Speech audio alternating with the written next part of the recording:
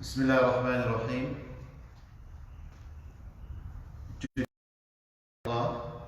we will be doing the 16th juz of the Holy Quran, and today being Friday in the holy and auspicious month of Ramadan, blessed time after Asr.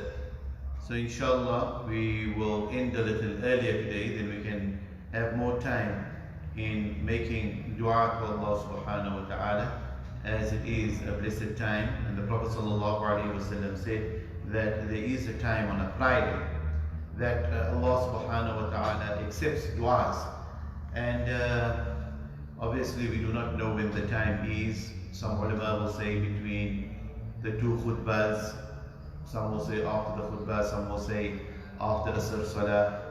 But be that as it may, we will spend that time in dhikrullah and making dua to Allah subhanahu wa ta'ala. Right, 16th juz of the Holy Quran. We are carrying on with Surah Kahf, Surah of قَالَ أَلَمْ أَقُلْ لَكَ إِنَّكَ لَن تَسْتَطِيعَ مَعِيَ صَبْرًا. Did I not tell you that you will not be able to bear patience with me? Remember yesterday we said that in Surah Kahf there are 4 important elements that Allah subhanahu wa ta'ala tells us in the surah. The number 1 is the test of faith. The people of the cave, the youngsters of the cave, they were being pursued, they were being threatened, their life was in danger because they believed in one Allah subhanahu wa ta'ala. They believed in the Tawheed of Allah subhanahu wa ta'ala, and in that time the ruler and the people did not believe. Then Allah subhanahu wa ta'ala made them go into a cave, and of time, which was a very long time, until the entire town started believing in Allah subhanahu wa ta'ala. But what we have learnt from this was that when it comes to difficulties we will get with our iman. Nuh alayhi salatu wasalam, the Prophet sallallahu alayhi wasallam, Yusuf alayhi salatu wasalam, Ibrahim alayhi salatu wasalam, Isa alayhi salatu wasalam, all the prophets of Allah subhanahu wa ta'ala, they went through trial and tribulation just because they taught the Tawheed and the oneness of Allah subhanahu wa ta'ala. And we will be tested as well. How we are going to pass the test, that is up to us. That's why we make dua to Allah subhanahu wa ta'ala. Oh Allah, keep us firm. Allahumma thabbit qadamayya. Oh Allah, keep our feet firm. When we are standing in front of adversity, do not let our iman shake. Let the difficulties bring us closer to Allah subhanahu wa ta'ala. So we will be tested on our iman. Yesterday we mentioned some people out of the 4 tests, they will get 1 test, some will get 2, some will get 3, some will be tested on all 4. The second test, the test of wealth, where Allah subhanahu wa ta'ala gives the story of the people of 2 gardens. The one's garden was flourishing, and he said that my garden is better than your garden. I have got more money than you, I have got more children than you, and all this is my doing.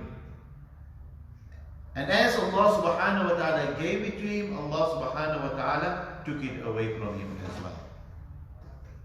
The third test that Allah subhanahu wa ta'ala will give us is that of knowledge. That of knowledge. When we talk about knowledge, Khidr alayhi salatu wasalam, it was the story of Musa alayhi salatu wasalam and his assistant Yusha ibn Nun meeting Khidr alayhi salatu wasalam.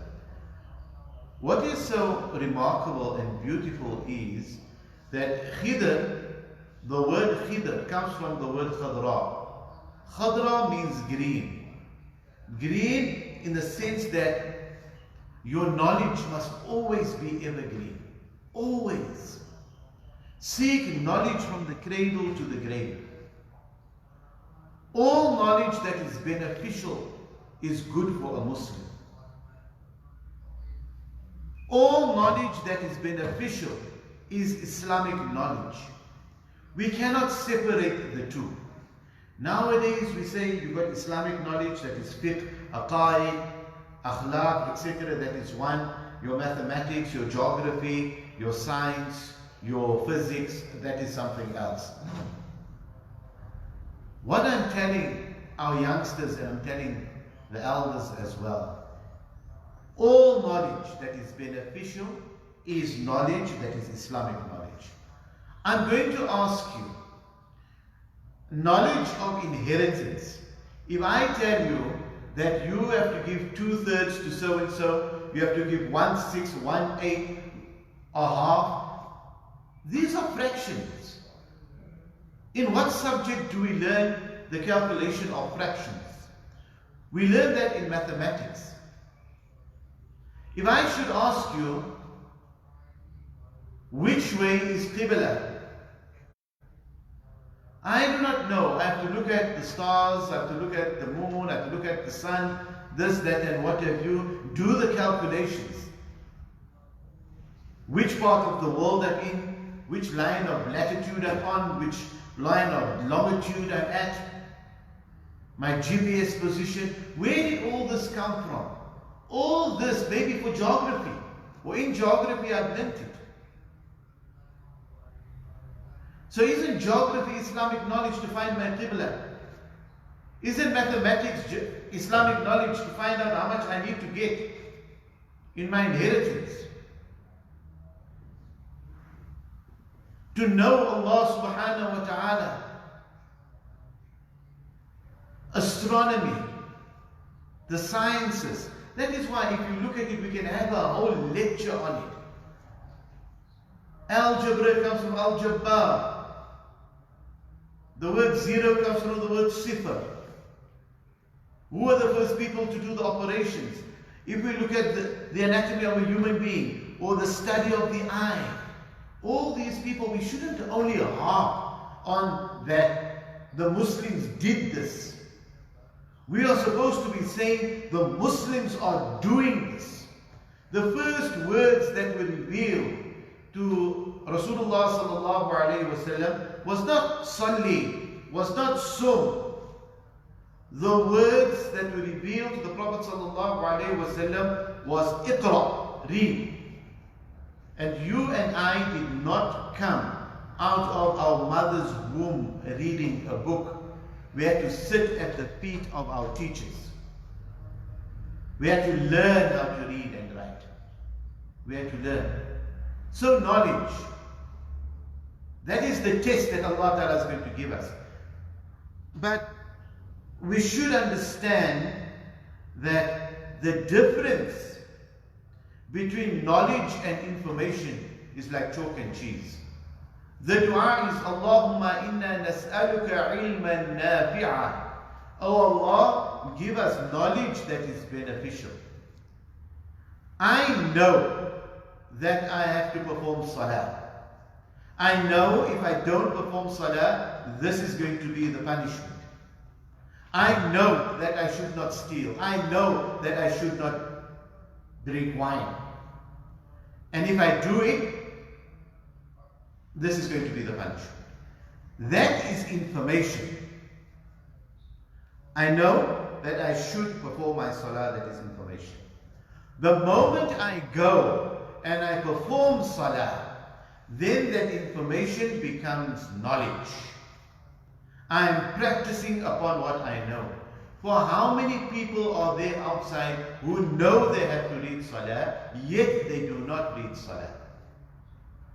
How many people out there know they have to give zakah, yet we do not give zakah?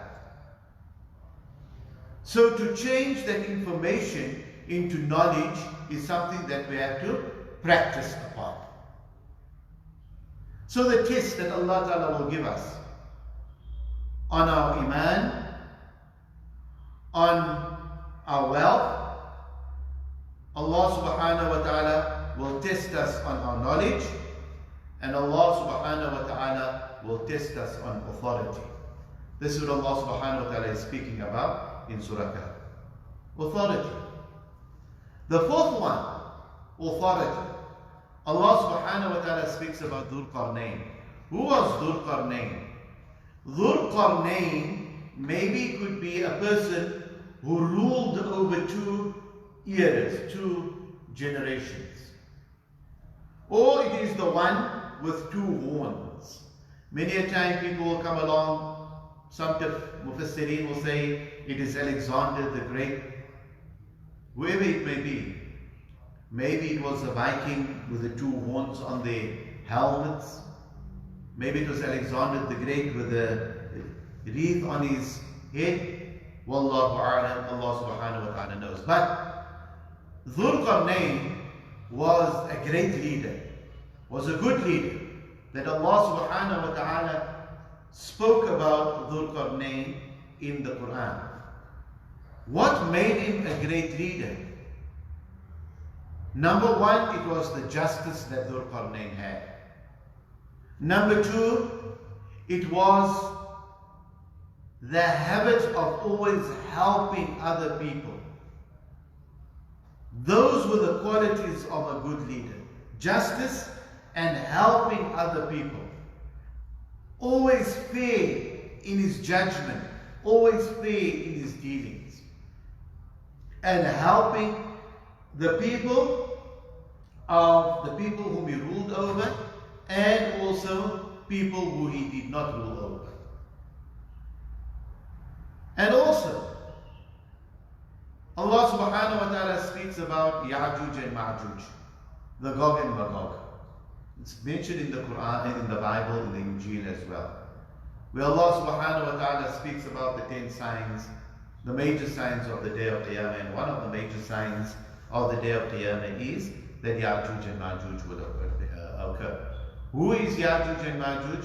Allah Subhanahu wa Ta'ala alone knows. Obviously some Mufassirin will go along and say that Ya'juj and Ma'juj, their lineage from Nuh alayhi salatu wasalam will go all the way up to Adam alayhi salatu wasalam, but the lineage from the mother will not go all the way up to Hawa alayhi salatu wasalam. That means it's an in-between, maybe half jinn, half human. Wallahu a'lam, only Allah Subhanahu wa Ta'ala knows.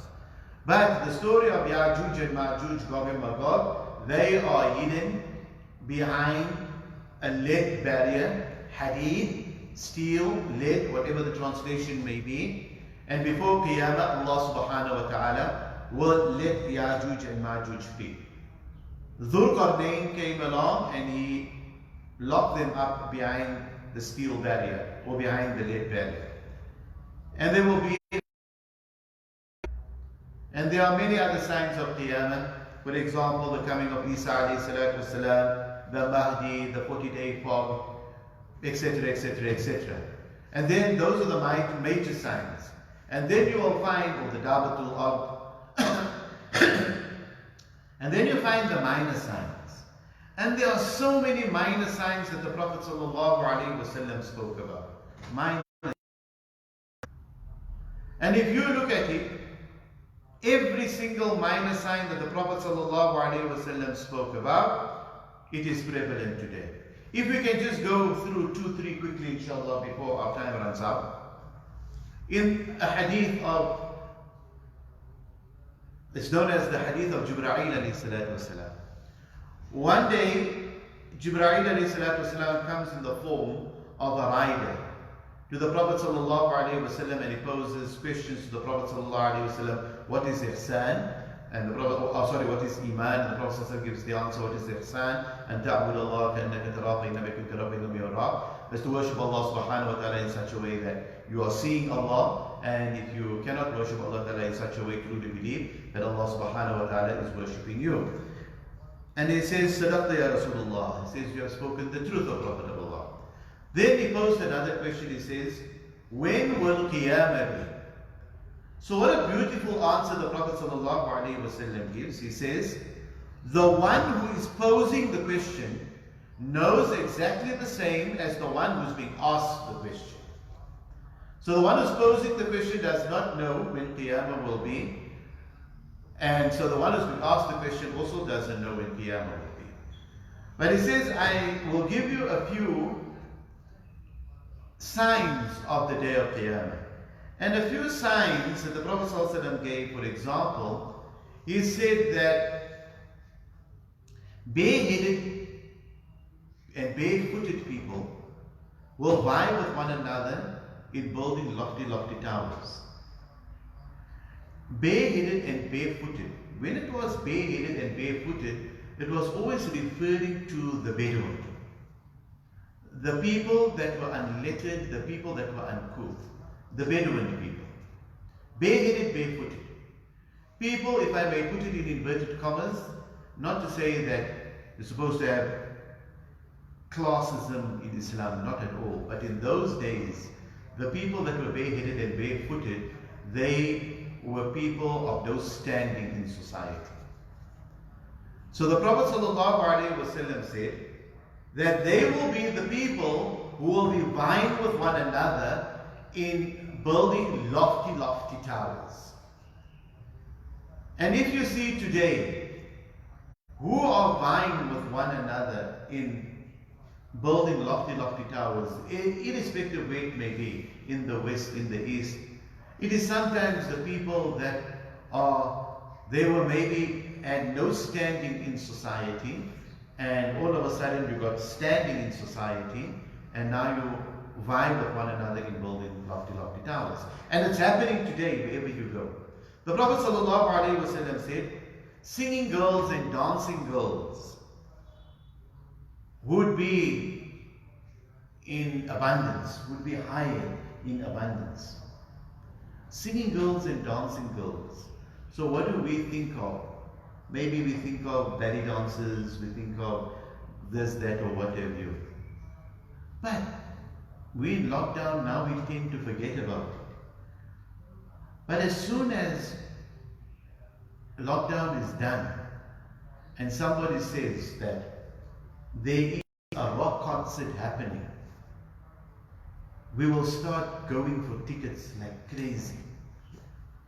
For the singing girls and the dancing girls to sell stadia out, it is very, very easy for them. Within 1 hour, all the tickets will be sold. Within 2 hours, all the tickets will be sold. Different countries they go to. That is stadia. When we buy on iMusic or we buy on iTunes, how do we buy our children, our daughters, our sons?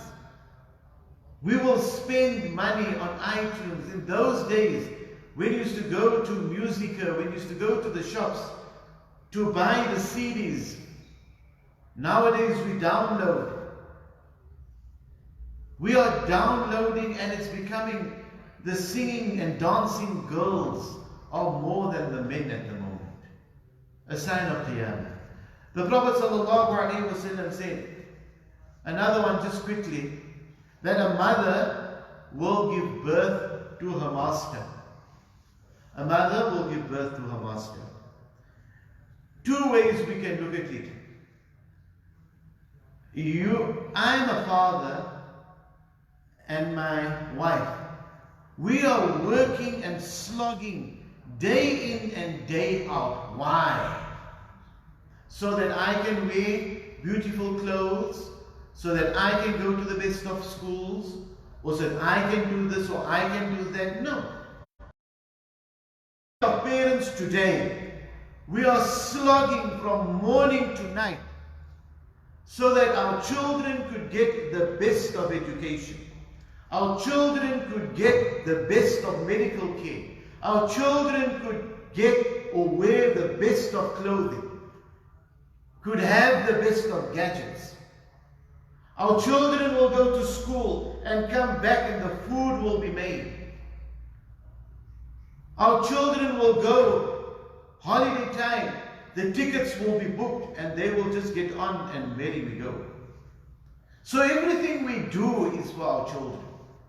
In our day, we used to come back, drop our bags, straight to the shop, pack the tins, pack the shelves, pack the bottles, do this, sweep there. That was one generation ago. Imagine the generation before us, our grandparents and our parents. They had to work for their parents. Today, we as parents are working for our children.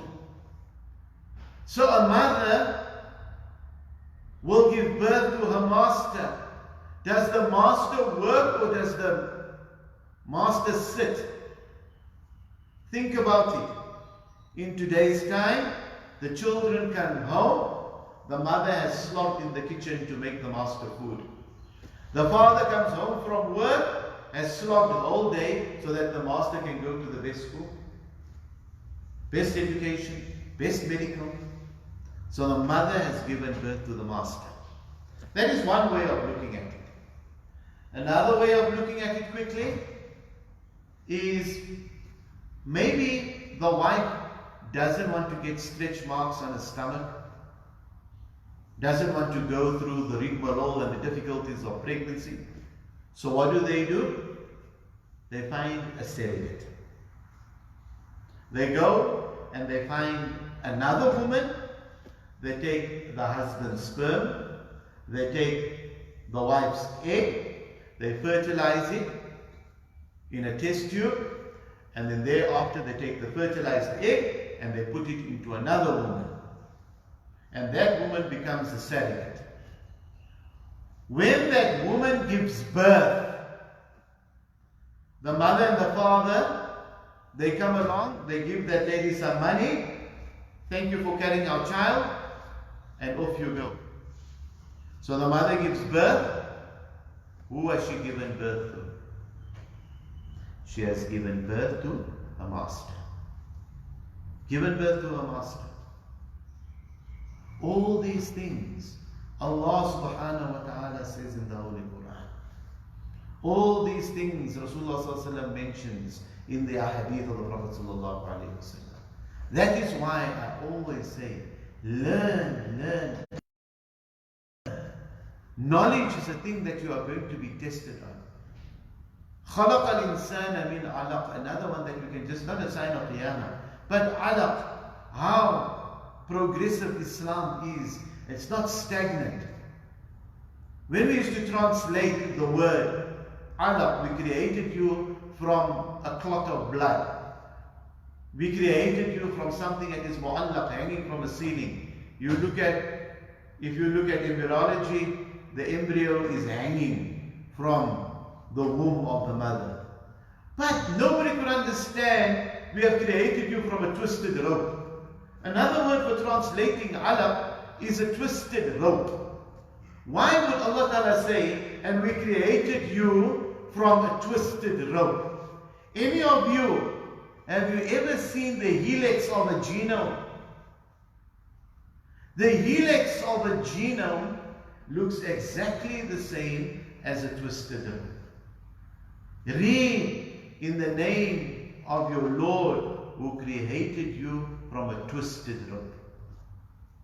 اقرأ باسم ربك الذي خلق الإنسان من علق. Further, that is knowledge. So power, Allah subhanahu wa ta'ala will test us through power as well. Then we have come quickly.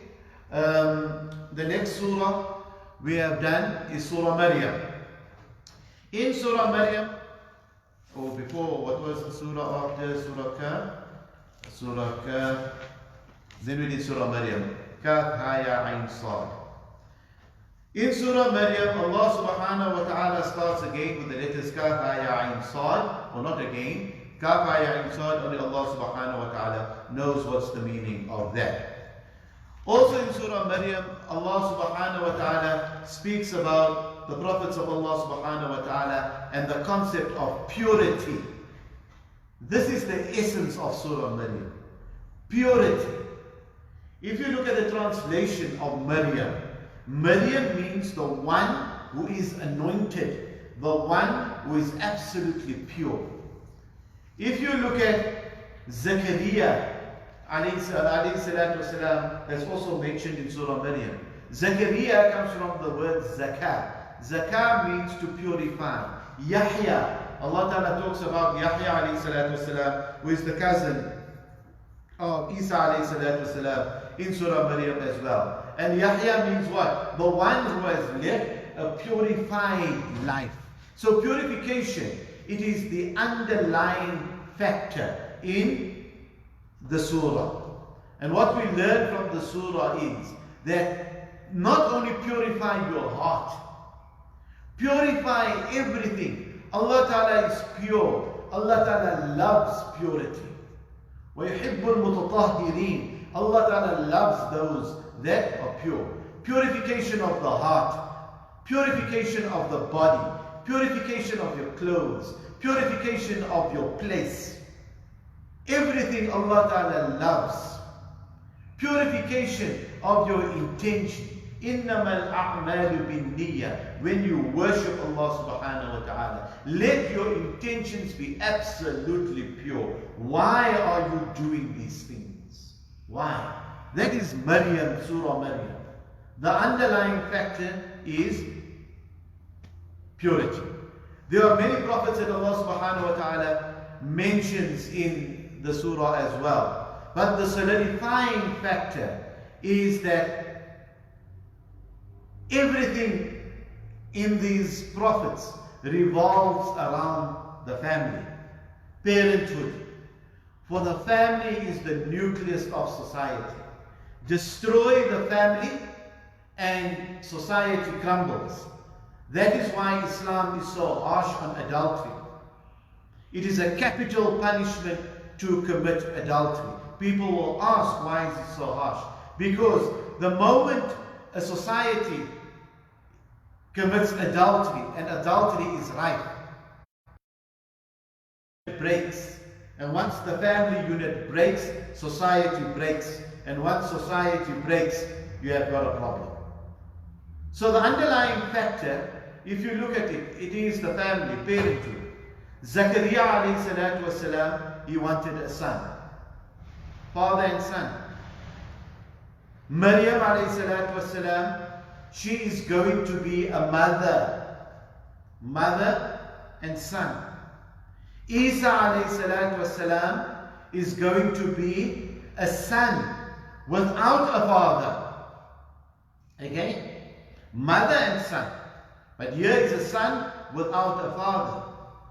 Musa alayhi salatu wasalam and Harun alayhi salatu wasalam, two brothers. But how they cooperate with one another for haqq, for truth. We always have sibling rivalry. Always.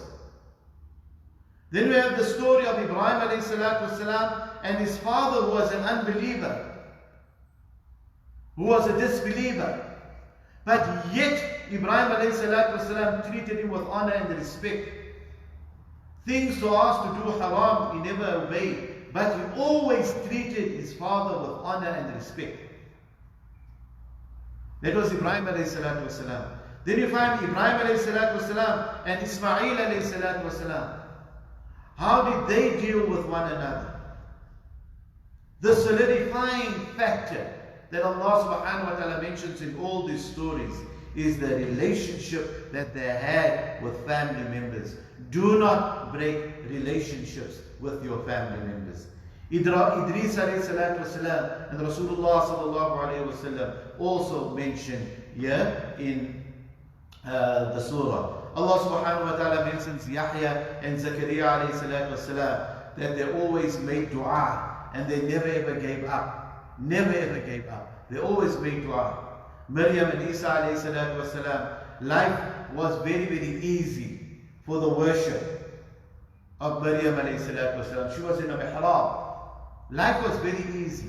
But even though life was easy, she was still given a great trial, and she went through adversity where they accused her, or na'udhu billah, of committing zina. And Allah subhanahu wa ta'ala says, no, you take the vow of silence. And what do? You point to the child. And the child will speak. The child will speak. But also in Surah Maryam. Just to end up with this one quickly. Tomorrow we will carry on. And then the pangs of birth, ayat number 23, brought her to a tree trunk, a palm tree. She said, would that I had died. It would have been better for me. So the one called her from beneath it, do not sorrow. Your Lord will send down a spring from by your feet. But what do? Shake towards the palm tree and wipe your feet on the ground, and water will come out. What I want to mention here quickly to end off is that many of us, we have seen a palm tree. When a lady is in the pangs of giving childbirth, one foot is in the grave. One foot is in the grave.